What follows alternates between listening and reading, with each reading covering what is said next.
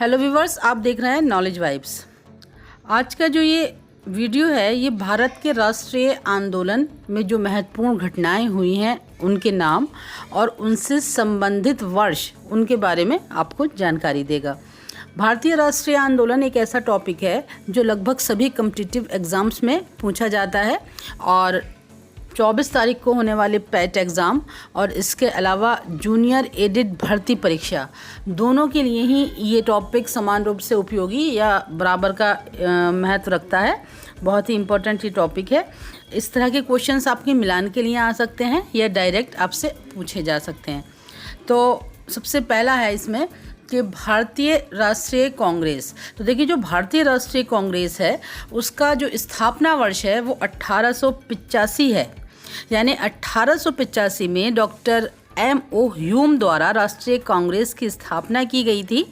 और A.O. Hume जो थे ये अंग्रेज सेवानिवृत्त प्रशासनिक अधिकारी थे और जो कांग्रेस का प्रथम अधिवेशन था वो दिसंबर 1885 में मुंबई के गोकुलदास तेजपाल संस्कृत विद्यालय में हुआ था। इसके अलावा कुछ और जानकारी कांग्रेस के बारे में जो मेन पॉइंट्स पूछे जाते हैं वो सुन लें कि एनी बेसेंट भारतीय राष्ट्रीय कांग्रेस की पहली महिला अध्यक्ष थी। लेकिन जब पूछा जाए कि प्रथम भारतीय महिला अध्यक्ष तो वो थी सरोजनी नायडू। महात्मा गांधी केवल एक बार भारतीय राष्ट्रीय कांग्रेस के अध्यक्ष के रूप में चुने गए 1924 में, जो था बेलगांव कांग्रेस अधिवेशन, और ये बेलगाम वर्तमान में कर्नाटक में स्थित है। बाल गंगाधर तिलक एक ऐसे व्यक्ति थे जो कभी भी भारतीय राष्ट्रीय कांग्रेस के जो है अध्यक्ष नहीं बने। इसके अलावा जवाहरलाल नेहरू और दादा भाई नेहरू जी ये दोनों तीन बार भारतीय राष्ट्रीय कांग्रेस के अध्यक्ष बने। ठीक है। और C.R. दास ने जब कांग्रेस की अध्यक्षता की थी उस समय वे जेल में थे। इसके बाद अगला है हमारा बंगाल विभाजन। बंगाल विभाजन सन 1905 में हुआ और लॉर्ड कर्जन का समय ये था। यानी कि लॉर्ड कर्जन थे उस टाइम भारत में जिस टाइम बंगाल विभाजन हुआ, और इसकी जो घोषणा हुई थी वो 20 जुलाई 1905 को हुई। इसके बाद अगली घटना आ जाती है स्वदेशी आंदोलन, जो 1905 और 1906 का ही समय अंतराल था। ये तो 1906 आप इसे मान सकते हैं क्योंकि लास्ट वाला वर्ष माना जाता है। तो ये 7 अगस्त 1905 को कलकत्ता के टाउन हॉल में संपन्न बैठक में स्वदेशी आंदोलन की घोषणा हुई थी और बहिष्कार प्रस्ताव पारित हुआ था। 1906 में जो कलकत्ता अधिवेशन था जो दादा भाई नेहरू जी की अध्यक्षता में हुआ था उसमें कांग्रेस ने स्वराज की मांग रखी थी। इसके बाद एक अगली महत्वपूर्ण घटना आ जाती है मुस्लिम लीग की स्थापना। तो मुस्लिम लीग की स्थापना सन 1906 में हुई थी और इसके संस्थापक जो थे उनमें आगा खान, नवाब सलीमुल्लाह और नवाब मोहसिनुल हक प्रमुख थे। ठीक है। 1906 में ढाका में मुस्लिम लीग की स्थापना हुई। इसके बाद आ जाता है कांग्रेस विभाजन। तो कांग्रेस विभाजन जो हुआ था वो 1907 ईस्वी में हुआ था और इस समय जो कांग्रेस के नेता थे वो 2 दलों में, नरमपंथी और गरमपंथी या उदारवादी और उग्रवादी के रूप में विभाजित हो गए थे।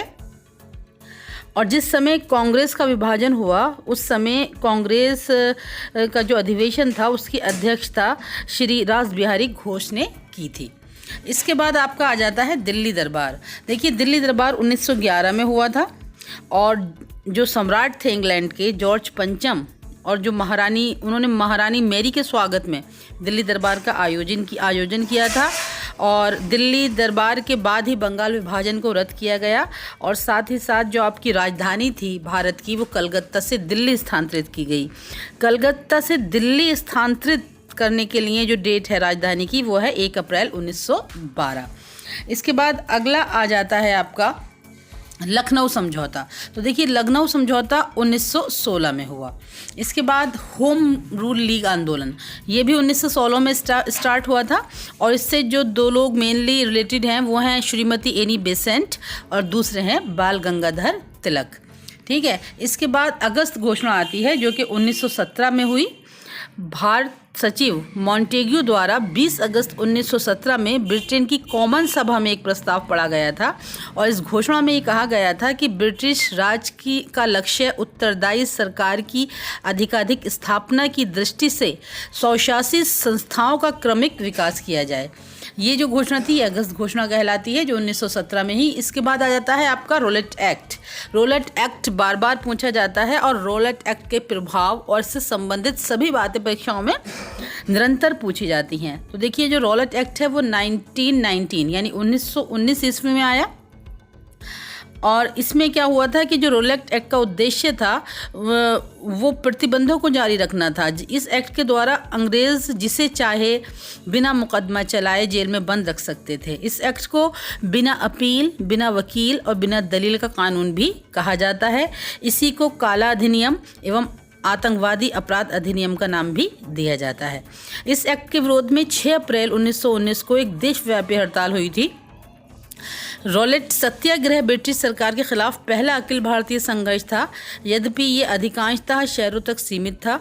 दिल्ली में इस आंदोलन की बागडोर स्वामी श्रद्धानंद जी ने संभाली और गांधी जी ने इस एक्ट के विरुद्ध सत्याग्रह किया, किंतु उन्हें गिरफ्तार कर लिया गया। देखिए रोलेट एक्ट के बाद आ जाता है जलियांवाला बाग कांड, ठीक है, जो 13 अप्रैल 1919 को हुआ। रोलेट एक्ट के विरोध में ही ये हुआ था, ठीक है। जब रोलेट एक्ट के विरोध में जगह जगह जनसभाएं आयोजित की जा रही थीं, तो इसी दौरान जो सरकार ने पंजाब के लोकप्रिय नेता सैफुद्दीन किचलू और डॉक्टर सत्यपाल को गिरफ्तार किया था। इसी गिरफ्तारी के विरोध में 13 अप्रैल 1919 को अमृतसर में जलियांवाला बाग में एक जनसभा आयोजित की गई, जिस पर जनरल डायर ने गोली चलवा दी और सैकड़ों लोग मारे गए। इसके बाद आपका आ जाता है खिलाफत आंदोलन। तो देखिए खिलाफत आंदोलन भी सन 1919 ईस्वी में ही आया है। और इसके बाद असहयोग आंदोलन है। असहयोग आंदोलन 1920 ईस्वी में स्टार्ट हुआ और लाला लाजपत राय की अध्यक्षता में जो कलकत्ता अधिवेशन था उसमें गांधी जी के नेतृत्व में असहयोग आंदोलन का प्रस्ताव रखा गया, ठीक है। क्वेश्चन इस तरह से भी पूछा जाता है कि जो असहयोग आंदोलन जिस समय हुआ था उस समय कांग्रेस की अध्यक्षता किसने की, तो इस अधिवेशन में लाला लाजपत राय अध्यक्ष थे, ठीक है। और इस आंदोलन के दौरान विद्यार्थियों द्वारा शिक्षण संस्थाओं का बहिष्कार किया गया था। स्टूडेंट्स ने जो था कॉलेजेस का बहिष्कार किया था। वकीलों द्वारा जो न्यायालय थे, जो कोर्ट्स थे, उनका बहिष्कार किया गया था। विधान मंडलों का बहिष्कार किया गया था। और एक महत्वपूर्ण घटना जो बार बार पूछी जाती है वो यह है कि गांधी जी द्वारा अपनी कैसर हिंद की उपाधि को वापस कर दिया गया था, ठीक है। रविन्द्रनाथ टैगोर ने अपनी नाइट की उपाधि को वापस किया था, लेकिन वो जलियांवाला बाग कांड के विरोध में किया था। और कैसर हिंद की उपाधि को गांधी जी ने वापस किया था और असहयोग आंदोलन के तहत किया था, ठीक है। इसके बाद अगला आ जाता है स्वराज पार्टी। तो देखिए जो स्वराज पार्टी है, स्वराज पार्टी का गठन हुआ था आपका 1923 में, ठीक है।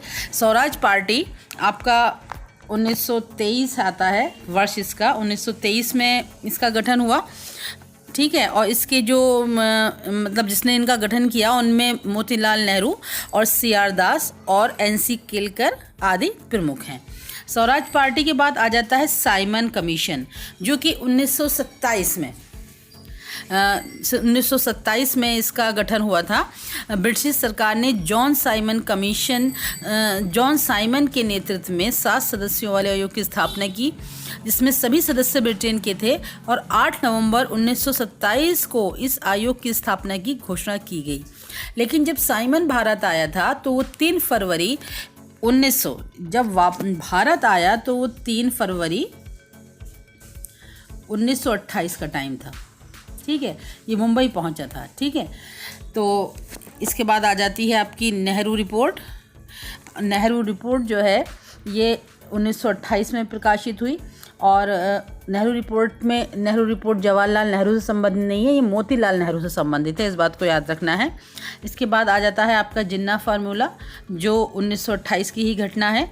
जो मुस्लिम लीग के नेता मोहम्मद अली जिन्ना ने नेहरू रिपोर्ट में मुसलमानों के लिए पृथक निर्वाचक मंडल की सुविधा ना दिए जाने के कारण मुसलमानों की 14 मांगों का एक अलग से पृथक प्रपत्र जारी कर दिया।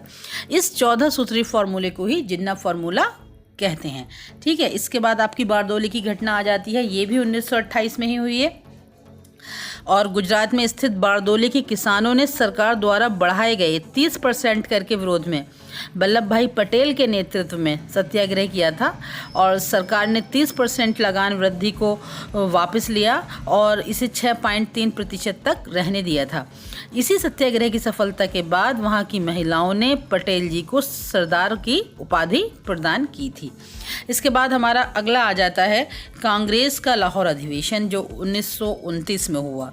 देखिए ये इसलिए महत्वपूर्ण है कि 1929 के लाहौर अधिवेशन की अध्यक्षता पंडित जवाहरलाल नेहरू ने की। एक तो ये बात याद रखने की है और इसमें पूर्ण स्वराज को अपना अंतिम लक्ष्य माना गया। यानी स्वराज की मांग पंडित जवाहरलाल नेहरू ने किस अधिवेशन के दौरान की थी? तो जवाब होगा कांग्रेस का लाहौर अधिवेशन सन 1929। 31 दिसंबर 1929 को रावी नदी के तट पर तिरंगा झंडा भी फहराया गया था और ये भी निश्चित किया गया था कि हर साल 26 जनवरी को हम स्वाधीनता दिवस के रूप में मनाएंगे। इसके बाद 1930 में आ जाती है आपकी दांडी यात्रा।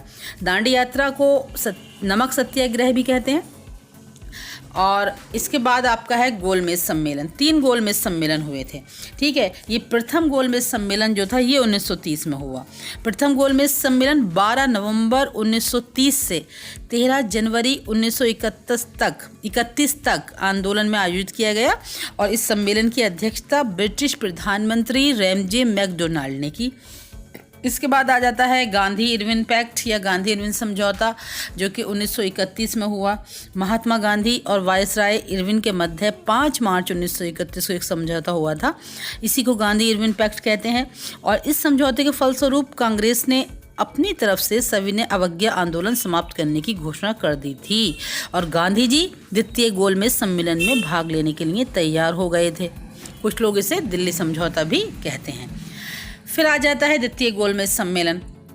देखिए द्वितीय गोलमेज सम्मेलन जो था वो 7 सितंबर द्वितीय गोलमेज सम्मेलन जो था वो 7 सितंबर 1931 से लेकर 1 दिसंबर 1931 तक बीच में मतलब ये सम्मेलन चला और ये जो था सम्मेलन सांप्रदायिक समस्या के विवाद के कारण पूर्णतः असफल हो गया था। यानी द्वितीय गोलमेज सम्मेलन पूर्णतः असफल था। और इसके लिए एक और इम्पॉर्टेंट क्वेश्चन आता है कि महात्मा गांधी ने किस गोलमेज सम्मेलन में भाग लिया? तो महात्मा गांधी ने मात्र एक गोलमेज सम्मेलन में भाग लिया जो था दूसरा गोलमेज सम्मेलन 1931 का। फिर सांप्रदायिक पंचायत की बात आती है जो हुआ आपका 1932। 16 अगस्त 1932 को विभिन्न संप्रदायों के प्रतिनिधित्व के विषय में ब्रिटिश प्रधानमंत्री रैमजे मैकडोनाल्ड ने कम्युनल अवार्ड जारी कर दिया और इस पंचायत में पृथक निर्वाचन पद्धति को न केवल मुसलमानों के लिए जारी रखा बल्कि इसे दलितों पर भी लागू कर दिया। इसके विरोध में गांधी जी ने जेल में ही 20 सितंबर 1932 को आमरण अनशन भी प्रारंभ किया था। ठीक है, सांप्रदायिक पंचायत के बाद आ जाता है फिर आपका पूना समझौता जो 1932 में हुआ। ठीक है, गांधी जी और अंबेडकर जी के मध्य पूना समझौता हुआ। पूना समझौता किस किस के मध्य हुआ? गांधी जी और अंबेडकर जी के मध्य। और 26 सितंबर को ये समझौता हुआ 1932 में और समझौते के अंतर्गत जो अंबेडकर ने हरिजनों के लिए पृथक प्रतिनिधित्व की मांगों को वापस ले लिया, संयुक्त निर्वाचन के सिद्धांत को स्वीकार कर लिया। साथ ही हरिजनों के लिए जो 75 स्थान सुरक्षित थे उनको बढ़ाकर 148 कर दिया गया और केंद्रीय विधानमंडल में 18% सीटें दलित वर्ग के लिए आरक्षित कर दी गईं। यह हुआ था पूना पैक्ट में 1932 में। फिर 1932 की एक और महत्वपूर्ण घटना है जो है तृतीय गोलमेज सम्मेलन।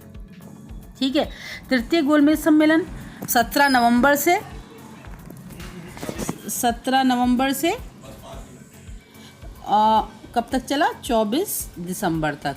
ठीक है, और ये 1932 के मध्य ही चला। ठीक है, लंदन में कांग्रेस के बहिष्कार के फलस्वरूप फीका साबित हुआ। इस सम्मेलन में भारत सरकार अधिनियम 1935 को एक अंतिम रूप प्रदान किया गया। इसके बाद एक और घटना आ जाती है 1940 में व्यक्तिगत सत्याग्रह। तो देखिए गांधी जी ने 17 अक्टूबर 1940 को व्यक्तिगत सत्याग्रह प्रारंभ किया और इस आंदोलन में पहले सत्याग्रही विनोबा भावे थे। ठीक है, क्वेश्चन पूछा जाता है कि व्यक्तिगत सत्याग्रह में पहले सत्याग्रही कौन थे? तो वो थे विनोबा भावे, जिन्होंने पवनार में सत्याग्रह का शुरुआत की और दूसरे सत्याग्रही जवाहरलाल नेहरू थे। ठीक है, इस आंदोलन को दिल्ली चलो आंदोलन भी कहते हैं। इसके बाद एक और आ जाता है अगस्त प्रस्ताव। अगस्त प्रस्ताव भी 1940 में हुआ। ठीक है, पाकिस्तान की मांग, व्यक्तिगत सत्याग्रह और अगस्त प्रस्ताव, ये तीनों ही घटनाएं सन 1940 की हैं। 8 अगस्त 1940 को भारत के तत्कालीन वायसराय लॉर्ड लिनलिथगो ने अपने अगस्त प्रस्ताव की घोषणा की।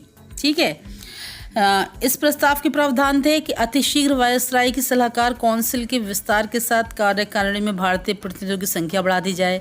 अल्पसंख्यक या जो माइनॉरिटी थी उनको विश्वास में लिए बिना किसी भी संवैधानिक परिवर्तन को लागू न किया जाए और युद्ध संबंधी विषयों पर विचार हेतु युद्ध परामर्श समिति का गठन किया जाए और युद्ध के समाप्त होने पर विभिन्न भारतीय दलों के प्रतिनिधियों को सभा बुलाकर उनके साथ संवैधानिक विकास पर भी विमर्श किया जाए और ठीक ही इसके साथ ही साथ डोमिनियन स्टेट्स भी प्रदान किया जाए।